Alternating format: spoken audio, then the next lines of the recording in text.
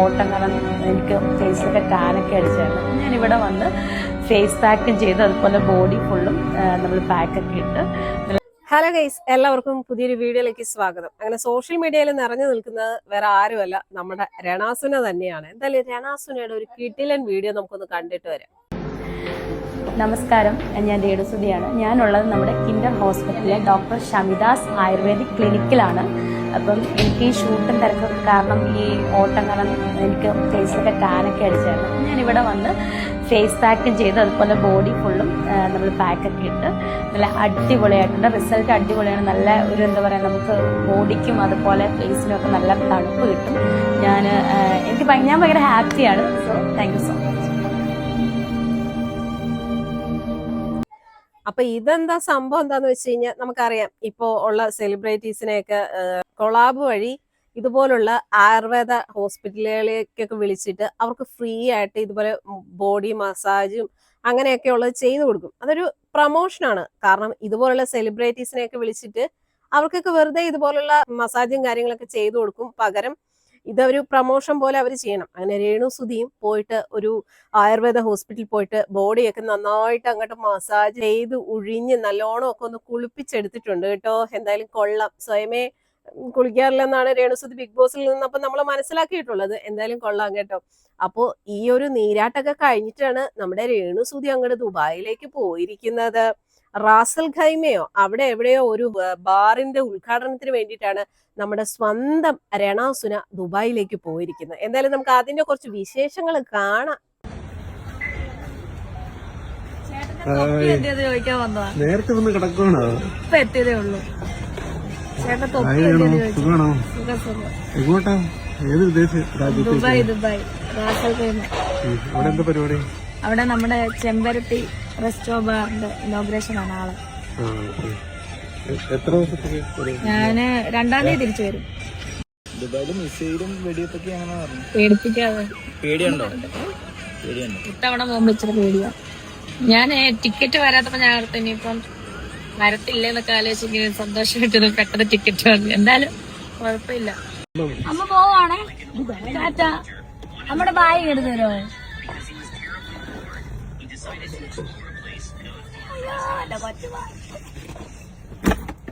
Okay, Tata.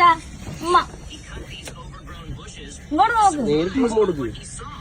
പെട്ടെന്ന് പറഞ്ഞേ. അല്ല, പെട്ടെന്ന് പറഞ്ഞ അമ്മയെ കൊണ്ടുവരാനെ. എങ്ങനെയുണ്ട്? പെട്ടെന്ന് പറഞ്ഞ അമ്മയെ കൊണ്ടുവരാൻ എയർപോർട്ടിലെ എവിടെ പോവാണേ.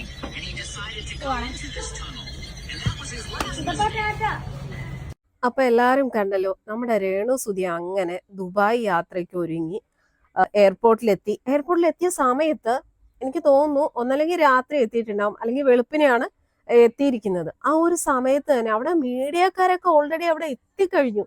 നിങ്ങൾ കണ്ടല്ലോ, രേണുസുതി അവിടെ കുഞ്ഞിനോട് യാത്ര പറയുന്ന സമയത്ത് എത്ര മീഡിയക്കാരെ ഫോണുമായിട്ട് വീഡിയോ എടുത്തുകൊണ്ട് നിൽക്കുന്നതെന്നൊന്ന് ആലോചിച്ച് നോക്കി. അപ്പൊ ഈ മീഡിയക്കാരെയൊക്കെ രേണുസുതി അറിയിക്കാതെ എന്തായാലും ഇവരെങ്ങനെ അറിയും? അപ്പൊ രേണു ഈ മീഡിയക്കാരൊക്കെ ആയിട്ട് നല്ലൊരു ബന്ധമാണെന്ന് തോന്നുന്നു. അതുകൊണ്ടാണ് രേണു എവിടെ പോയാലും കുറെ അധികം മീഡിയക്കാർ അവിടെ ഉണ്ടാവും. അങ്ങനെയാണ് ഇപ്പൊ എയർപോർട്ടിൽ എത്തിയപ്പോ അവിടെയും ഉണ്ട് കുറെ ആൾക്കാർ.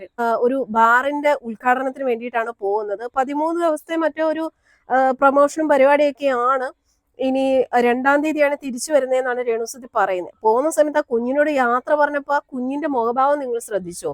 നല്ല സ്നേഹമുള്ള ഒരു അമ്മയാണ്, അല്ലെങ്കിൽ ആ ഒരു കുഞ്ഞുമായിട്ട് അത്ര നല്ലൊരു സ്നേഹബന്ധത്തിലാണെന്നുണ്ടെങ്കിൽ ആ ഒരു കുഞ്ഞ് ആ ഒരു രീതിയിലായിരിക്കോ അമ്മ യാത്ര പറയുന്ന സമയത്ത് ഇരിക്കുന്നത്? കുഞ്ഞാണെങ്കിൽ മൊബൈൽ നോക്കി അങ്ങനെ ഇരിക്കുവാണ്. ഈ മീഡിയക്കാരുടെ മുന്നിൽ വെച്ച് അമ്മ പോയിട്ട് വരട്ടെ റിതപ്പാ എന്നൊക്കെ പറഞ്ഞിട്ട് എന്ത് പ്രഹസനം ഇവർ കാണിക്കുന്നത്. ഇവർക്ക് എത്ര കേട്ടാലും മതി വരത്തില്ല. നമ്മൾ ഇതിനെ കുറിച്ചൊക്കെ പറയുമ്പോഴത്തേക്കും കുറെ എണ്ണങ്ങൾ വന്ന് കമന്റ് ഇട്ട് അങ്ങ് മെഴുകും. അതെടുക്കുന്നവർക്ക് എന്താ സ്പെഷ്യൽ കണ്ടന്റ്? സ്പെഷ്യൽ കണ്ടന്റ് എന്റെ എന്താ പറയാ, പോസ്റ്റ് കാണും.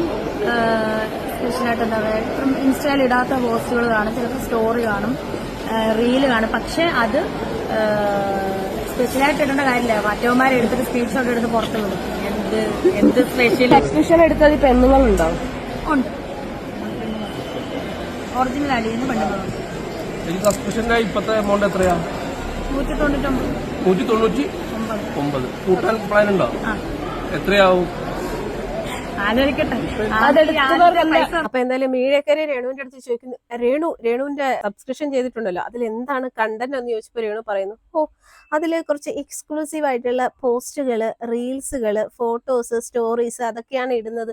പക്ഷെ ഞാൻ എന്തിട്ടാലും അതൊക്കെ ഈ യൂട്യൂബർമാരൊക്കെ വന്ന് എടുത്തോണ്ട് പോയി അത് പബ്ലിക് ആക്കുമെന്നാ പറയുന്നത്. ഇപ്പൊ തന്നെ സബ്സ്ക്രിപ്ഷൻ ചെയ്തിരിക്കുന്നത് 800 പേരാണ്. നിങ്ങളൊന്ന് കൂട്ടി നോക്ക്.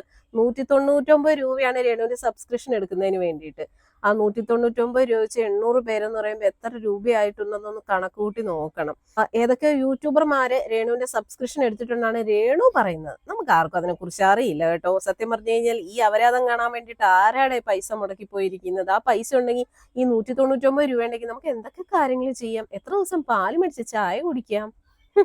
അതൊക്കെ പോയിട്ട് ഈ പൈസ മുടക്കി സബ്സ്ക്രിപ്ഷനും ചെയ്ത് ഇവളുടെ ഈ അപരാധം കാണാനിരിക്കുന്നത് ആരാണാവോ അറിയത്തില്ല. എന്തായാലും സ്ത്രീകൾ ഉൾപ്പെടെ രേണുവിന്റെ സബ്സ്ക്രിപ്ഷൻ എടുത്തിട്ടുണ്ടെന്നാണ് രേണു തന്നെ പറയുന്നത്. എന്താ ഇതിനൊക്കെ നമ്മൾ മറുപടി പറയണ്ടേ? ഏത് അലവലാദികളാണോ ഇത് കാണാൻ വേണ്ടി പൈസയും മുടക്കി പോയി ഇരിക്കുന്നതെന്ന് അറിയത്തില്ല. എന്തായാലും രേണുസുതി അങ്ങനെ ദുബായിലേക്ക് ബാർ ഉദ്ഘാടനത്തിന് വേണ്ടിയിട്ട് പോകുവാണ്. ഇനി എന്തായാലും കുറച്ച് ദിവസത്തേക്ക്, ഒരു 10-13 ദിവസത്തേക്കാണ് അവിടെ നിൽക്കുന്നത്.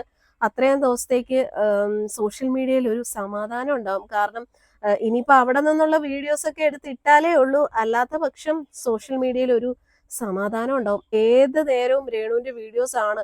ഇൻസ്റ്റ ആയിക്കോട്ടെ, ഫേസ്ബുക്ക് ആയിക്കോട്ടെ, യൂട്യൂബ് ആയിക്കോട്ടെ. കാരണം ഓരോരോ കണ്ടന്റ് രേണുവായിട്ട് ഇട്ട് തരുവാണ്. കാരണം എല്ലാവരും എടുത്ത് റിയാക്ട് ചെയ്താലല്ലേ പുള്ളിക്കാരിക്ക് റീച്ച് ഉള്ളൂ. ഈ പറയുന്ന യൂട്യൂബേഴ്സിനെയൊക്കെ കുറ്റം പറയുമെങ്കിലും നമ്മളെ പോലെയുള്ളവര് കാരണമാണ് രേണുസുതി ഇത്രയും ഒരു ഉയരത്തിൽ എത്തിയത് കേട്ടോ. നന്ദി വേണം, നന്ദി. എന്നിട്ട് ഏത് നേരവും ഈ യൂട്യൂബർമാരെ കുറ്റം പറയാനേ രേണുവിന് നേരമുള്ളൂ.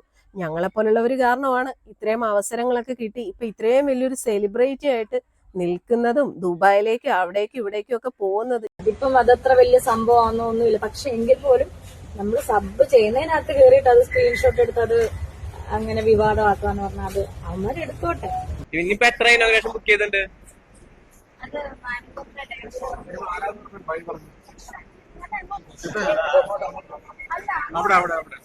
ഏതാ രേണു? അവിടെ റൈറ്റ് സൈഡ് അവിടെ വരുമ്പോ മിഠായി കൊണ്ട്